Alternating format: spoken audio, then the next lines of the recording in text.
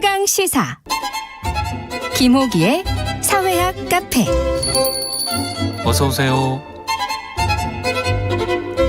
네, 뉴스의 이면에 있는 흐름과 우리 사회 큰 담론에 대해 이야기해보는 시간입니다. 김호기의 사회학 카페, 연세대학교 사회학과 김호기 교수 나오셨습니다. 안녕하십니까? 네, 안녕하세요.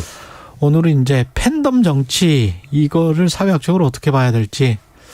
이 팬덤 정치가 뭐 지구적 현상입니까? 다른 나라도 다 이렇습니까? 네, 먼저 이제 팬덤이란 말을 좀 이렇게 좀 정의를 할 필요가 있는데. 팬덤 정치, 정의를 한번 해보죠. 이 팬덤이라고 하는 건 특정한 인물이나 분야를 열성적으로 좋아하는 사람들 또는 이제 그러한 문화 현상을 의미하는데요. 원래는 이제 이 연예계나 스포츠계에서 관찰할 수 있는 현상이었는데요. 최근에는 이제 정치 사회 현상에서도 현재 우리가 지켜볼 수 있습니다. 인물을 구한다. 특히 이제 정치 팬덤은 세계적으로 확산되었는데요. 대통령제를 취하는 국가에서 잘 관찰되고 있습니다. 그건 이제 대통령을 직접 뽑기 때문에 그렇습니다. 의원내각제 국가하고 좀 다른 것인데요. 그럼 미국의 트럼프 전 대통령이나 아니면 샌더스 전 민주당 후보, 버니 샌더스, 그리고 이제 우리나라 박근혜 전 대통령, 문재인 전 대통령. 작든 크든 팬덤이 있었네요. 윤석열 대통령이나 이제 이재명 전 대통령 후보. 어떤 뭐 대표적인 어떤 그런 정치 팬덤의 주인공들이기도 하죠. 옛날에도 생각을 해보면 뭐 김대중 후보, 김영삼 후보 다 팬덤이 있지 않았습니까? 그러니까 지역주의에 기반한 일종의 정치 팬덤입니다. 그 YSTJ 특히 뭐 영향력이 컸었죠. 그렇군요. 이 과거와 그러면 현재가 좀 뭐가 다른가요? 제가 보기에는 과거와 뚜렷하게 구별되는 것은 이런 표현이 어떨지 모르겠습니다만 저는 이제 정치적 직거래주의가 가능해지면서 21세기적 정치 팬덤이 나타났다고 생각합니다. 그러니까 정치적 직거래주의라고 하는 것은 이 원래 이제 이 유권자 시민들이죠. 그리고 이제 정치가 리더들이죠. 이들 사이에서는 주로 이제 정당이나 언론들이 그 매개 역할을 맡았습니다. 그런데 정보 사회의 진전이 가속화되면서 이제는 정치 리더들이 직접 유권자들 시민들하고 소통을 하게 됩니다. 그래서 이제 우리 직거래주의라고 표현할 수 있는데요. 그러네요.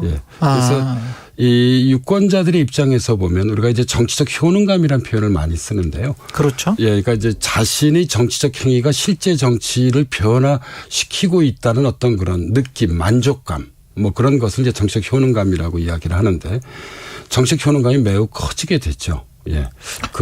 어떻게 생각해 보면 이게 정치적 직거래주의가 직접 민주주의 아닙니까? 그래서 저는 이 정치 팬덤, 그러니까 이 팬덤주의가 정보 사회의 진전에 따른 그러니까 21세기적 참여민주주의의 형태라고 생각합니다. 그래서 이 팬덤주의에 대해서 평가들이 아주 극단적으로 엇갈리는데요. 그러니까 이제 팬덤주의 내부에 있는 사람들은 무척 긍정적으로 생각을 하죠. 왜냐하면 이것은 조직화된 유권자의 힘을 보여주는 것이라고 볼 수 있습니다. 그러나 이제 팬덤주의 밖에 있는 사람들은 팬덤주의의 그늘들, 뭐 예를 들자면 가장 대표적인 것이 정치의 양극화죠. 그리고 또 강성 지지층이 과도한 대표성을 가지고 있다. 이런 이제 비판들이 현재 뭐 지구적으로나 우리 사회에서도 계속 잇따르고 있습니다. 그 팬덤주의가 성행을 하게 되면은 강경파가 과도한 대표성을 갖게 되고 이거는 일종의 이제 부작용이겠죠. 그렇죠. 근데 이제 긍정적인 작용이라고 하면 정치적 직거래 또는 직접 민주주의가 조금 더 가능하게 되고 구현되는 것이죠. 사실 과거의 경우에는 일반 시민들의 경우는 그냥 이 투표장에 가서 투표하는 것에 그치는 경우가 많았습니다. 그런데 이제는 이제 그렇지가 않은 거죠. 그 킹카님은 저는 긍정적으로 봅니다. 시민들이 원하는 정책이 실제로 반영되잖아요. 정책이 반영되는 건지 아니면은 뭐 감성이나 그 분노나 뭔가가 이렇게 투영되는 건지 그것도 좀 궁금하기도 하고요. 근데 이게 참 어려운 게요. 그러니까 저는 이렇게 이제 이야기하곤 하는데요. 그러니까 법과 정치는 다릅니다. 예, 법은 사실상 일종의 어떤 그런 논리의 구축물이지만 정치라고 하는 것은 논리뿐만 아니라 그렇지. 어떤 감성의 복합체입니다. 그 공감의 정치가 필요하다고 그러잖아요. 그러니까 우리가. 우리 인간이라고 하는 게 간단한 존재가 아니잖아요. 예. 이성적인 존재인 동시에 감성적인 존재이기 때문에요. 그러니까 정치는 어떤 그런 열정, 뭐 열망, 뭐 경우에 따라서는 열광, 예, 이런 것들과 대단히 긴밀하게 연관되어 있고요. 그거를 때로는 동원해내기도 하고 또 그렇죠. 그것을 통해서 새로운 사회로의 어떤 그런 변화를 추구하기도 합니다. 그러니까 제가 이 지점에서 소개하고 싶은 책이 꼭 하나 있는데 예. 이 정치적 팬덤주의에 대한 아주 뭐 몇 해 되진 않았습니다. 아마 2016년 나왔거든요. 예. 이제는 뭐 거의 고전의 반열에 오른 책인데요. 그래요? 예, 뭐냐면 미국 조지타운 대학의 이 정치 철학 교수인데요. 예. 제이슨 브레넌이라는 사람이 예. 있습니다. 그런데 이 제이슨 브레넌이 2016년도에 영어를 써서 죄송합니다만 Against Democracy. 그러니까 이제 우리나라 이 말로 옮기면 이제 민주주의에 반대하여 뭐 이런 그러네요. 책을 냈는데요. 여기서 미국의 유권자를 세 그룹으로 구별했습니다. 그러니까 첫 번째 그룹이 소극적인 호빗입니다. 영화 호빗 아시죠? 소극적인 호빗. 예, 이게 그러니까 이 호빗들은 정치에 큰 관심이 없다는 것입니다. 예. 소시민 뭐 이런 거네요. 과반이 넘는 사람들이죠, 사실. 과반이 넘는다. 소극적인 호빗이. 예, 그리고 이제 마지막을 먼저 소개한다면 그러니까 정치적 지식 수준이 높고 선거에 합리적 선택을 한 유권자인 벌컨들이 존재한다고 이야기하고 있습니다. 벌컨은 미국에서 크게 유행한 미드, 스타트rek에 나오는 외계 종족인데요. 예. 예, 대단히 지적인 인물들이죠. 그런데 이들은 매우 소수라는 거예요. 미국 사회에서. 예, 그리고 그 나머지 대략 한 20-30% 정도 될 터인데요. 예. 이 훌리건들이 존재한다는 것입니다. 최근 강성 지지층을 우리가 훌리건이라고 많이 표현하는데요. 예. 예, 이 책에서 사실상 이제 이 말의 어떤 그런 정치적 훌리건의 그런 개념 정의들이 좀 제대로 이루어졌다고 볼 수 있습니다. 이들의 특징이 두 가지인데요. 첫 번째로는 정보를 편식한다는 것입니다. 브레넌에 따른다면. 그리고 두 번째가 반론을 받아들이지 않는다는 것입니다. 문제는 이들이 열정적으로 참여해서 미국 정치를 쥐락펴락한다고 지금 브레넌은 분석하고 있습니다. 예. 그러니까 지금 벌컨이라는 사람들은 소수지만 이 사람들은 지적이고 합리적인 선택을 할 수 있는 예. 그런 신장도 큰 아주 거대한 어떤 외계인 같은 존재들이고 그렇죠. 그게 이제 지구상에 아주 소수로 존재해 있고 예. 그리고 그 대부분은 소극적인 호빗이고 그러니까 사실상 정치적 무관심. 정치적 무관심층이고 예. 훌리건들은 그 편 따라서 막 그 아주 적극적으로 정치에 행동을 관심은 대단히 높은데 이제 이들은 이제 사실상 이제 특정 어떤 그런 정치인이나 정치 세력들을 뭐 지나치게 좀 지지하는. 예, 그게 인구의 한 20% 정도. 예, 20-30% 정도 된다고 보고 있는데요. 그러니까 한국이랑 비슷한 것 같은데. 이들의 특징은 이제 정보를 편식하고 반론을 받아들이지 않는다. 하는 것인데요. 이게 아까 말씀하신 대로 대통령제 때문에 이렇게 생긴 거예요? 그러면? 저는 이제 제도가 미치는 영향이 좀 크다고 보는 편인데요. 네. 이제 그 까닭은 의원 내각제 국가에서는 정부의 존속이 의회의 신임 여부에 따라 달라지잖아요. 네. 그리고 이제 유연하게 연립 내각을 구성하는 협치의 가능성이 사실 제도적으로 열려져 있습니다. 그런데 대통령제에서는 사실 이런 유연성이 떨어지죠. 승자 독식 시스템입니다. 예. 이러다 보니까 훨씬 정치가 이 예각화되고 극단화되고 좀 양극화되는 그런 문제들을 드러내고 있습니다. 그래서 주목할 것은 이런 것이죠. 그러니까 훌리건들의 대표성과 국민의 대표성 사이에 존재하는 거리들입니다. 예. 그러네. 이게 이제 문제의 핵심입니다. 예. 그 우리가 말하는 민심과 당심의 괴리가 이런 거군요. 바로 이것입니다. 그래서 이제 이 책이 많이 읽혀진 까닭이 바로 여기에 있습니다. 2016년이면 예, 미국에서 대선이 있었던 해고요. 그러네요. 예, 그리고 이 정말 워싱턴의 아웃사이더였죠. 예. 트럼프 후보가 대통령에 당선된 해이기도 합니다. 여기서 이제 이 책이 바로 이제 이 즈음에 발표가 됐는데요. 예, 크게 관심을 끌었습니다. 그래서 주목할 것은 그러니까 팬덤의 생각과 국민의 생각이 늘 같은 것은 아니라는 점입니다. 그러네요. 오히려 이제 최근에는 다른 경우가 많게 되죠.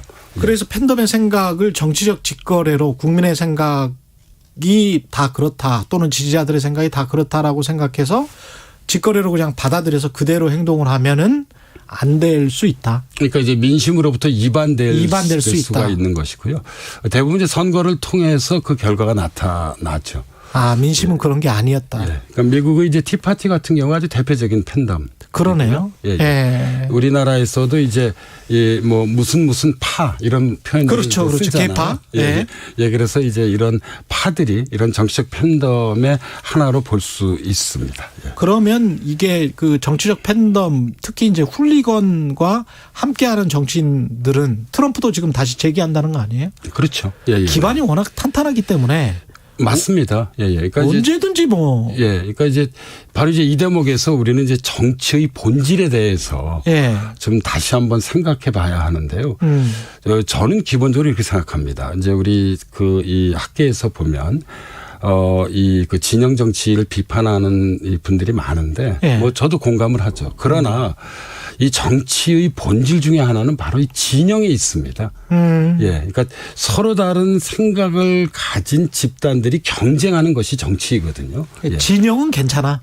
예. 예. 근데 이제 이런 것입니다. 근데 문제는 이런 진영 논리가 과도화될 때 문제가 되는 거죠. 사실상 진영마저 부정하게 되면 정치가 존재할 이유는 없는 것이죠. 그렇죠. 예. 정당은 존재할 필요가 없는 예. 거지. 그러니까 오늘날 현대사회라고 하는 건 다원사회거든요. 그렇죠. 너와 나의 생각이 다른 것입니다. 예. 이걸 인정할 수밖에 없는 것이죠. 예. 그래서 저는 정치의 어떤 그런 정말 그 양면적인 속성.